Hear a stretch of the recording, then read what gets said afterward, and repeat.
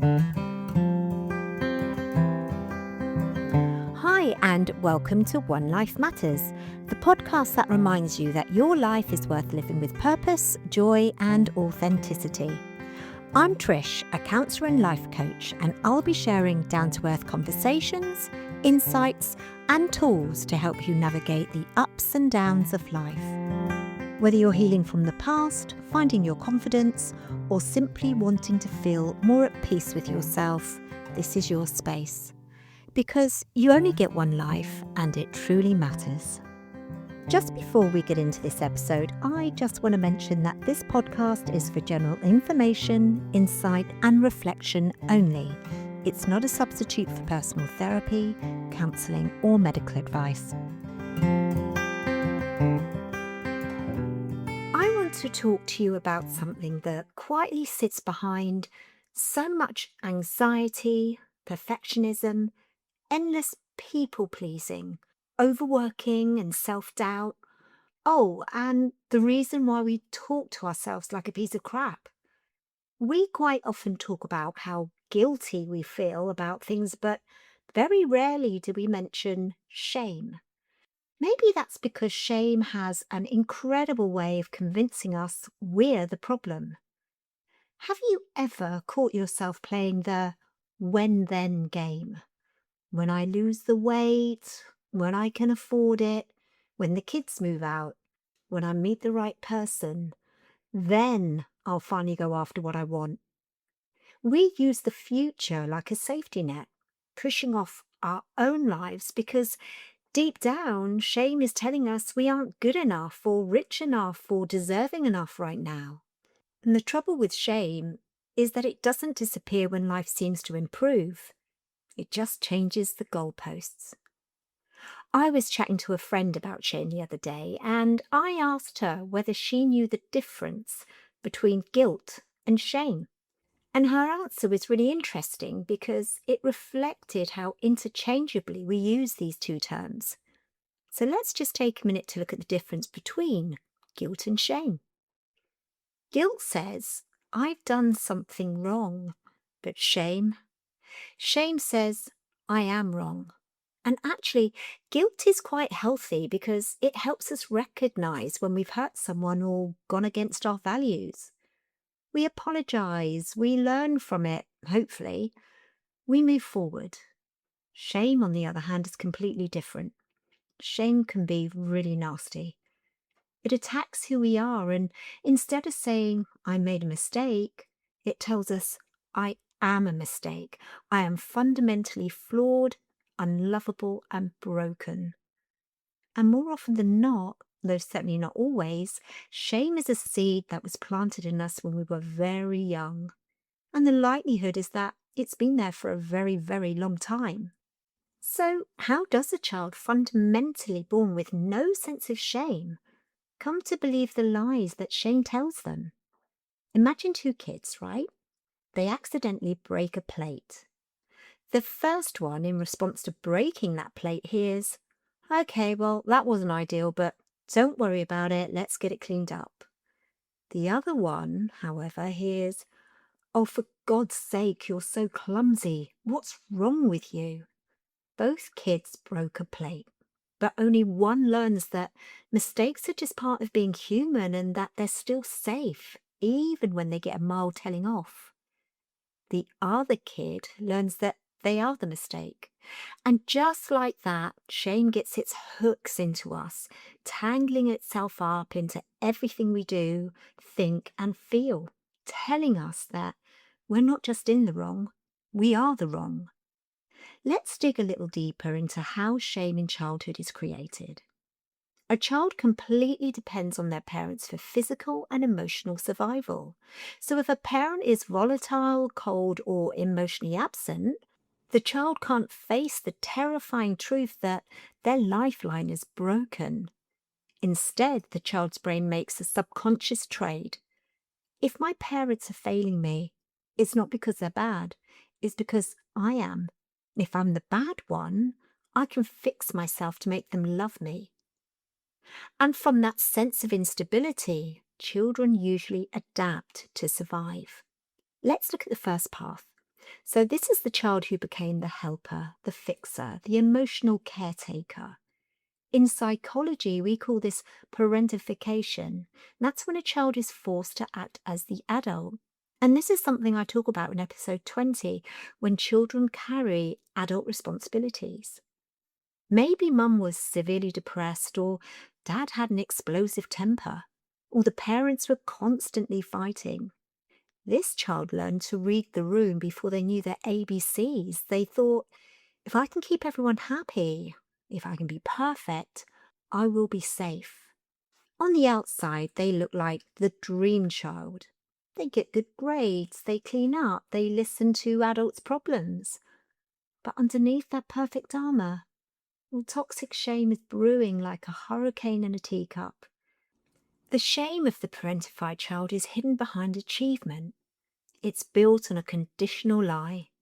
My worth comes from what I do, not from who they are. Children aren't born believing they have to earn love. They learn it. Every time this child has a normal human need like wanting to play, crying, or being angry, they suppress it because it might upset the fragile peace of the house. Over time, they start to view their own natural needs as a burden. Their shame sounds a little bit like this: if I'm not perfect, I'm worthless. If I stop helping, they will see how useless I really am. Now let's look at the second path, the child who couldn't keep the peace. In fact, they were made to feel like the reason the peace was broken in the first place, the troublemaker. And this can be the child constantly walking on eggshells. In this survival role, the parent actively projects their own unresolved shame, frustration, or malice onto the child. They're criticized constantly. Nothing they do is ever right. And if the parent is having a bad day, this kid knows about it. Unlike the peacemaker, this child's shame is loud and direct. They're explicitly told or heavily made to feel that they're too much, difficult, or bad. And so, more often than not, they act the label of being the troublemaker out. And because children believe the messages they get from their parents, whether it's verbal or through behavior, they internalize the message as a direct measurement of their worth. They think, if I'm being treated like crap, I must be crap. The eggshells they walk on eventually become a permanent state of nervous system hypervigilance. Their shame sounds like, everything is my fault. I ruin everything just by existing. But there's a third path that often gets overlooked because it makes no noise at all. While the peacemaker moves towards the instability to fix it, and the so-called troublemaker acts out against it, this child chooses self-erasure. They try to become completely invisible. This child internalizes shame as a fundamental flaw in their very presence. They come to believe that existing loudly is inherently dangerous. Unlike the peacemaker who actively manages the room to stay safe, the invisible child simply disappears into it. They swallow their needs, they dim their light, and retreat into the background, operating under a heartbreaking survival logic. If no one sees me, then no one can shame me. If I don't exist, I can't be a burden. Their shame sounds like, my needs are too dangerous to have. It's safer to be forgotten than to be known. And on the surface, these paths look vastly different. One child is celebrated for being so mature and helpful. Another is punished for being the problem. And the third is barely noticed at all. But if you strip away the behavioral armor, their core shame wound is identical. Peacemaker overfunctions, people pleases, and hides flaws, believing my true self is unlovable, so I must wear a mask of perfection to be accepted. The troublemaker acts out or shuts down, absorbing blame and believing my true self is fundamentally broken, so there's no point in even trying. And the invisible child hides away entirely, believing my true self is a burden, so I must erase my presence to survive. All of these children were denied a vital human right, the right to be loved unconditionally just for existing. Every one of these paths forces the child to abandon their true self to survive the environment they were handed. Now, I've spent quite a while talking about shame being born in childhood, but the truth is it can ambush us in adulthood too. You don't need a traumatic upbringing to carry this weight. Adulthood is full of high stakes moments that can completely shatter our sense of identity and birth a whole new brand of shame. It sneaks in through the back door of a painful divorce, a sudden redundancy, bankruptcy, or a business failure. It thrives in the silence of an abusive relationship, fertility struggles, or a health diagnosis that makes you feel like your body is failing you. So many of us don't realize we're carrying shame because it disguises itself so well and hides behind perfectionism, people pleasing, fawning and being a yes person, rarely asking for help and feeling useless when we do, never complaining because you don't think you have the right to, so you just put up with being the reliable one, feeling guilty when taking a break. Shame makes you constantly compare and despair when it comes to others. You look in the mirror and you never like what you see. You're not clever enough, attractive enough, successful enough. Oh, the list goes on and on. And even when you do achieve something to be really happy or proud of, it's usually short lived because it's never quite good enough. That inner critic is constantly poking at you, saying, okay, so what's next? When life drops a bomb on the version of yourself you thought you were, shame steps into the rubble and whispers, see, you couldn't hack it. You're a failure. Suddenly, a single life event turns from something unfortunate that happened to you into a fundamental statement about who you are. One of the biggest signs of shame is waking up and feeling like you're behind and failing before your feet have even touched the floor. There's a horrible sense of dread, and then comes the mental list of all the things you should have done but haven't managed to do, and everything you still need to do. And when I tell you that list can seem bloody endless, laundry, housework, shopping, emails, work, exercise, appointments, people you need to look after, people you've promised to meet up with, what to make for dinner, oh my God, it just goes on. And it can be like your day will only seem like a good day if you get through that eternal to-do list. And even when you need to take a break, your mind tells you you shouldn't be. You haven't earned it because you haven't completed all your tasks for the day. Does that sound familiar? Shame is a bugger for fueling comparison, and I don't know whether social media in itself has caused more to feel shame about. I think it's simply given shame somewhere new to rear its ugly, twisted head. And everything that social media shows us about other people's lives, the holidays, the new kitchen, how great they look, their new car, their perfect home and family. I mean, really? And their even more perfect relationship. But weren't you slagging him off last night, saying what an inconsiderate, lazy bastard he is? Anyway, what shame does is use this as a platform to tell you that you're not enough.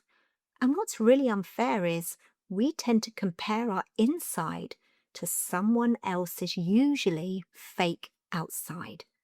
Something that comes up time and time again with clients is that no matter how hard they try or how much they achieve, there's always this sense that nothing seems good enough to make them feel good enough. Let me explain. Shame without doubt fuels overcompensation. Some people become perfectionists, rescuers, and workaholics. Some become incredibly successful, and not because they even want the success as such, but in the desperate hope that they can outrun shame. But the tragedy is that no achievement ever convinces shame that you're enough, because shame doesn't need that evidence. It's a belief. And somewhere very deep inside, it's a belief that has convinced us that we simply don't deserve happiness in whichever form it tries to come. When shame takes root like that, it changes how we move through the world. It can look like imposter syndrome, that constant terrifying whisper that you're a fraud and it's only a matter of time before everyone finds out. It looks like over apologizing for just occupying space, holding yourself back from opportunities because you've already decided you aren't up to it, and a total paralyzing lack of self belief. You become small, invisible, hoping that if you don't draw attention to yourself, maybe nobody will see the broken parts. But shame has a much darker, uglier side in adulthood too. When we carry that deep-seated feeling of being defective, it gets too heavy to carry quietly. So it's like we build an armor. For some of us, that armor looks like rage and anger, a hair-trigger temper, or a constant need to be defensive because every piece of feedback feels like a direct attack on our worth. For others, it turns into a slow, burning bitterness and resentment towards the world. We look at others experiencing joy or success and think, why them and not me? Not realizing that our own shame is the very thing blocking us from letting goodness in. We project outward the war that is raging inward. So I've really demonized and villainized shame today, haven't I? And I think that's because I bear my own personal grudge with it. But if shame could stand up, defend itself, and speak, it might surprise you to hear that it's actually an ancient survival mechanism that is desperately trying to protect you. You see, as human beings, whether we're 5 years old or 45, our deepest primal threat isn't just a bad day or a long to-do list. It's rejection, isolation, and being cast out from our tribe. When we mess up, make a mistake, or face a setback, our nervous system panics. Our brain realizes that simple guilt, I made a mistake, might not be enough to keep us safe. So it invents shame. I am the mistake. It shrinks us, tells us to stay small, hide our flaws, keep quiet, or overcompensate. Why? Because it genuinely believes that if no one sees our imperfections, no one can reject or abandon us. It's a twisted, exhausted strategy, but it comes from a primitive urge to survive in a world where fitting in meant staying safe. Believe it or not, shame isn't trying to destroy you. Whether it's echoing from your past or triggered by a high-stakes moment in your adult life today, it's just a fiercely misguided bodyguard. It's operating on ancient code, trying to protect you from being exposed. And it's completely unaware that you are capable of handling discomfort and that you don't need to hide anymore. But how do we stop this misunderstood little bugger in its tracks? How do we start diluting a belief that has spent years hardening inside us? Well, it doesn't happen overnight, and it certainly doesn't happen by beating ourselves up into being better. You can't shame yourself into loving yourself.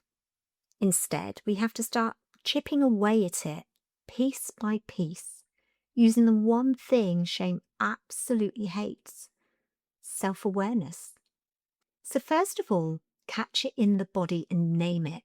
Shame loves the dark. It thrives when it stays as a vague, heavy fog of anxiety in your stomach or a sudden tightness in your chest. The next time you wake up feeling like you're already failing, or you feel that hot flash of defensiveness rising up, just pause, catch it. Just try saying to yourself, there it is. That's the shame talking. And maybe tell yourself that's an old belief trying to protect you. Just naming it takes away its power to dictate your day. Remember this, you are the person experiencing the feeling. You are not the feeling itself. And try to ground your compare and despair. When you find yourself scrolling through social media and spiraling into the trap of, I should look like that, I wish I had that life, I should be doing so much better by now, have a word with yourself. Remind yourself you are comparing your messy human behind the scenes footage with everyone else's polished highlight reel. Their new kitchen or perfect relationship isn't evidence that you're failing. It's just the version they choose to show. Pull your focus back to your own lane. Your timeline is the only one that matters. And stop bloody apologizing. Start noticing how often you say, I'm sorry. I mean, what are you actually apologizing for? For taking up space? For having an opinion? For simply needing a moment to think? When we over-apologize, we are implicitly telling our brains that our baseline state is a mistake. Try catching the sorry and swapping it for thank you. Instead of sorry I'm late, try thank you for waiting for me. Instead of sorry to bother you, try thank you for your time. Please stop apologizing for the crime of existing. Now, if your shame has turned you into a chronic people pleaser who puts everyone else first, it's time to hand in your resignation. Putting yourself last isn't noble, it's just a survival strategy to prove your worth. But here's the truth. You don't need to earn your right to rest, to be happy, to fit in, or just be. You don't need to complete the eternal to-do list to deserve a break. Taking care of yourself isn't selfish. It's the only way you survive the internal shame war. Look, dismantling shame is fragile, uncomfortable work. There will be days when the list wins, when the anger flashes, or when you find yourself holding back because the imposter syndrome feels entirely real. When those days happen, I want you to remember that you're not a defect to be fixed. You're simply a human being who learned to protect themselves in a world that can feel incredibly difficult at times. If your shame embedded itself when you were a child, well, then it was never actually yours to carry. It was the unhealed pain, stress, and incapacity of the adults around you, handed down to a child who was too small to refuse the weight. The version of you that believes you don't deserve happiness is just a hurt part of you trying to keep you safe from rejection. But you do deserve happiness, in whichever form it comes. A clean slate, a quiet cup of tea, or a life completely unbothered by what anyone else is doing. You are allowed to take up space and to bloody well complain when you think something's not right. You are allowed to be imperfect. And you are, without a shadow of a doubt, already enough. Thank you for joining me on One Life Matters. If today's episode spoke to you, I'd love you to subscribe and maybe share it with someone who might need it too. And remember, you only get one life, so make it one that truly matters. Until next time, take care of yourself.